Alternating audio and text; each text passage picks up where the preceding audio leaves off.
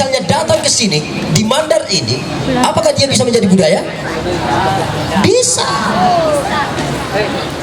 Kenapa tidak bisa? Seandainya tidak ada aturannya Kementerian Pendidikan untuk topinya harus seperti ini, maka kita harus bisa berbentuk. Kita bisa membentuk di sini untuk menjelaskan lokal.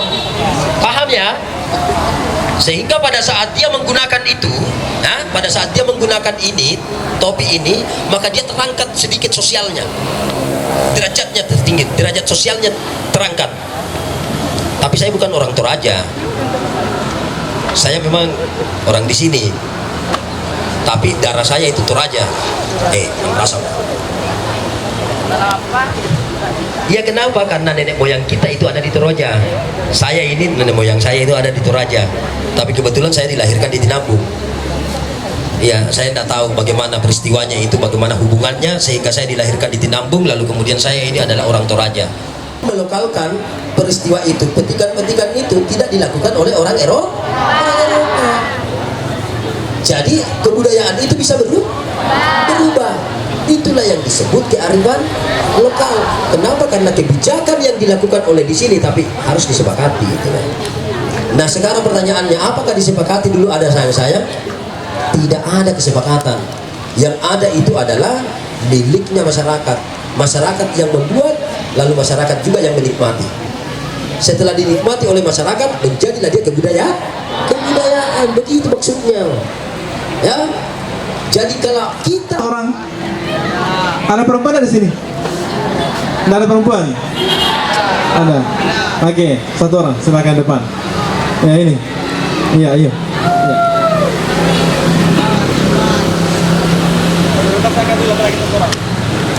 Jadi siap sudah bertanya.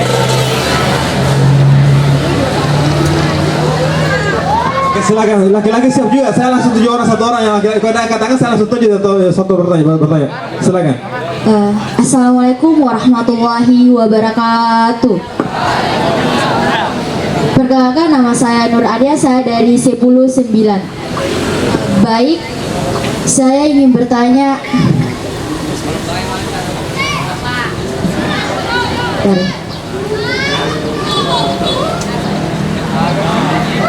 Dari mana Pesayam Petudu itu diadakan pertama kalinya? Dari daerah mana? Terima kasih. Wassalamualaikum warahmatullahi wabarakatuh. Waalaikumsalam warahmatullahi wabarakatuh. Saya tampil lagi. Saya mau tuju satu laki-laki. Kalau ada angkat tangan, tuju satu orang. Ada laki-laki, coba laki-laki ada tidak? Ada laki-laki satu orang. Ada laki-laki di sini? Ada laki-laki ya? Tidak ada laki-laki ya? Ada laki-laki? Tidak ada laki-laki. Oke, ada yang mau angkat hidung, angkat telinga? Ada satu orang? Oke, kalau tidak ada, saya langsung tuju satu orang. Ya, siapa yang undiannya adalah yang di depan. Iya. Sebentar, mungkin salah satu guru bisa bertanya, satu guru boleh. Oke, silakan langsung. Assalamualaikum warahmatullahi wabarakatuh. Warahmatullahi wabarakatuh. Izin, walaupun saya terpaksa dipilih untuk bertanya, perkenalan diri saya sendiri, Sahril, dan kelas itu 10-10. Iya sayang. Jangan Mi, Pak tidak butuh itu. Apakah bagaimana cara kita agar kita bisa kasih hidup kembali budaya kita yang itu yang hilang, agak hilang kayaknya saat ini, yang itu kata-kata tabe itu.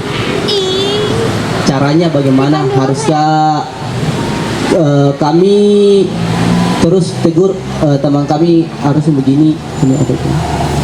Oke, juga ya cara mengembalikan budaya Tawe ini bisa.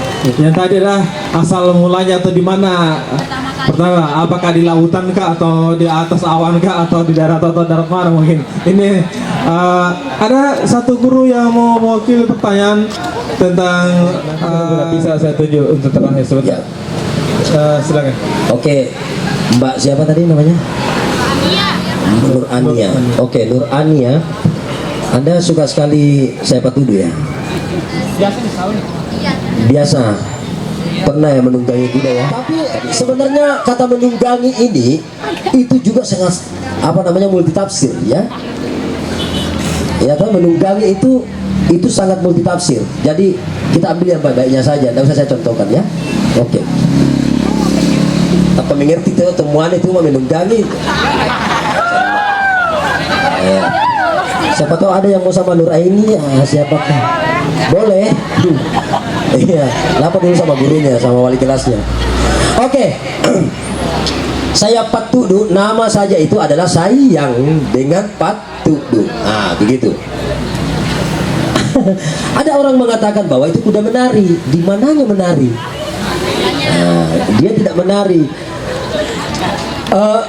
Sering sekali kita diskusikan tentang itu. Kata tudu itu maksudnya adalah mengganggu. Berarti Arifan lokal yang kita bentuk nanti di SMA Sojam Pelagian, nanti dirancang, dibuat naskahnya, kemudian rekamannya mungkin. Saya mimpi tadi kayaknya akan cenderung ke nanti ke calo mungkin tadi. Sehingga dari pimpinannya tadi menyampaikan sama kita itu, siapa tahu nanti dikaitkan dengan mungkin yang lain-lain. Ada juga jadi dua alternatif, ada calon kah atau nanti disiapkan tuduh ataukah apa nanti dikembangkan insyaallah. Mudah-mudahan nanti pimpinannya dari hari Jumat sampai Senin insyaallah kita bisa berlanjut. Saya pikir demikian pertemuan kita hari ini. Mari kita tutup kegiatan pada hari ini dengan sama-sama baca hamdalah. Oke, baik. Terima kasih banyak untuk anda sekalian, silakan. Baik, di sini kita telah bersama Bapak Sahabuddin Mahgana. Saya ingin bertanya Pak, apa sih yang ingin Bapak capai dengan penyampaian kearifan lokal yang Bapak bawakan tadi? oh iya, ada satu hal yang kenapa kemudian saya bersemangat dengan pembicaraan tentang persoalan lokalitas ini. Karena masyarakat dulu dengan masyarakat sekarang itu sangat berbeda. Nah, perbedaan ini yang harus kita tonjolkan. Apa yang dilakukan oleh orang dulu dan apa yang dilakukan oleh orang sekarang itu mungkin ada perubahan. Perubahan yang dimaksud di sini adalah ada beberapa yang dilakukan oleh orang-orang sekarang itu sangat jauh dengan orang-orang yang dulu melakukan. Karena dulu orang-orang melakukan itu selalu didasari dengan nilai. Sementara hari ini itu tidak dilakukan dengan nilai. Hampir tidak dilakukan dengan nilai. Kenapa? Karena sekarang itu sistemnya lomba. Maksudnya sistemnya lomba, semua mau menang tanpa ada tanpa ada yang mau dipikirkan untuk yang lain. Apakah bermanfaat kalau saya menang ini? Nah, dulu itu orang biar menang, tetapi yang dia upayakan itu adalah bermanfaat bagi kemenangan. Nah, banyak orang sekarang itu yang mau menang, tapi hanya menang saja, menang saat itu, tapi dia tidak bermanfaat untuk orang lain kemenangannya. Nah, hari ini adalah penyampaian untuk bentuk lokalitas ini hari ini. Kenapa kemudian kita mau memberikan bahwa lokalitas itu perlu? Nah, lokalitas itu hal-hal yang dilakukan oleh sekarang itu perlu. Hal-hal yang dilakukan oleh orang dulu itu perlu. Karena kita mau mengubah sistem ini untuk jauh lebih baik daripada apa yang dilakukan yang sudah lalu. Misal, kalau orang dulu itu melakukan hal-hal yang baik, maka kita harus lebih baik lagi. Tetapi dengan jiwa yang modern itu. Jiwa yang modern, tapi lokalitasnya kita ambil. Itu maksudnya. Intinya adalah kita harus bisa melakukan dengan mengupayakan berbeda dengan apa yang dilakukan oleh orang dulu, tetapi perbedaan itu harus selalu berdasarkan nilai. Mungkin Bapak bisa menjelaskan sedikit tentang kebijakan lokal, pengetahuan lokal, dan kecerdasan lokal, Pak.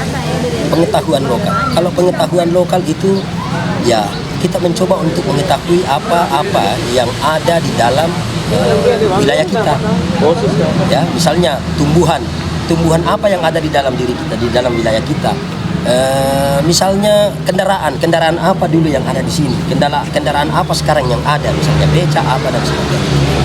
Nah, untuk pengetahuan itu kita harus bisa memahami harus bisa memahami proses-proses itu, bentuk-bentuk itu yang ada di dalam lokalitas kita seperti apa. Saya memberikan contoh, misalnya pupuk Pupuk itu tidak pernah ada di dunia ini. Yang ada itu kababa misalnya, pernah ada kababa, ya. Tapi di sana sekarang sudah ada kababa. Tetapi pupuk dalam segitiga itu sedikit dilokalkan sekarang di sini. Akhirnya menjadilah dia bahwa dia adalah lauk pauk orang Mandar dan tidak dimiliki oleh yang lain. Itu dalam bentuk pengetahuan. Jadi pengetahuannya adalah kita mencoba untuk mereferensi, melihat semua perbedaan-perbedaan yang ada di dalam wilayah kita, lalu kemudian mencoba untuk melihat di luar. Seperti itu. Nah, kecerdasannya adalah memberikan motivasi untuk kita untuk merubah situasi setiap ada yang datang di negara kita, di wilayah kita.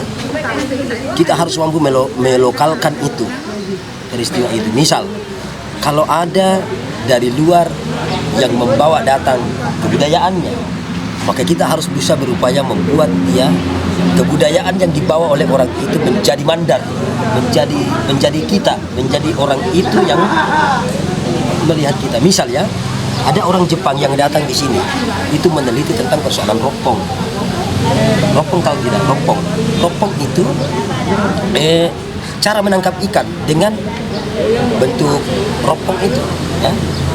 Misalnya ada di situ sebuah bentuk, lalu kemudian masuk ikannya dan tidak boleh lagi keluar, atau tempat berkumpulnya ikan itu namanya ropong.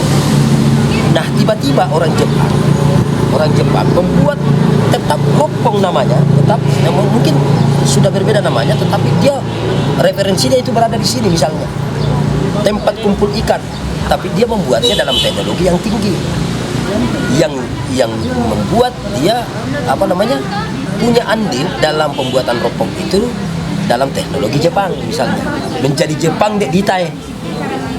Begitu kecerdasannya, menjadi begitu kecerdasannya. Jadi ketika misalnya dia mau membuat ropong, dia sudah tidak mampu lagi membuat ropong yang sesuai dengan apa yang dimiliki oleh lokalitas Mandar. Tetapi dia harus mampu bisa melokalkan itu bahwa teknologi yang dibuat ini adalah teknologi Jepang. Referensinya ada di Mandar. Apalagi satu tadi? Tentang kebijakan. Nah, kebijakan di sini yang saya maksud di sini adalah membuat sesuatu yang sedikit mungkin atau sebisa mungkin itu berbeda dengan yang lain, tapi perbedaannya itu selalu mempunyai nilai. Itu namanya kebijakan. Jadi kita harus membuat kebijakan untuk supaya dilakukan semua tanpa ada masalah. Ya, baik, terima kasih atas waktunya, Pak.